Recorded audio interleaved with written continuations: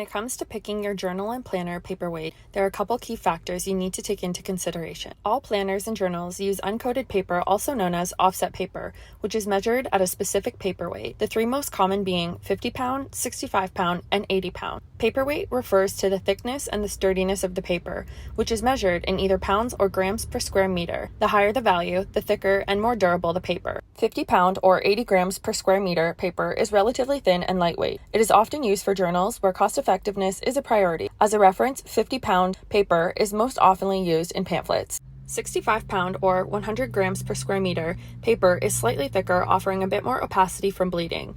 65 pound paper is a good middle ground option, providing a balance between cost and quality, and is our most popular journal and planner paperweight. 80 pounds or 120 grams per square meter paper is thicker and has a heavier feel. 80 pound paper is commonly chosen for higher quality journals as it offers better opacity and can handle more wear and tear. Your choice of paperweight really depends on your specific needs. We hope this helps you make an informed decision for your printed journal or planner. Contact us for a sample or to answer any questions you have about printing a custom journal or planner.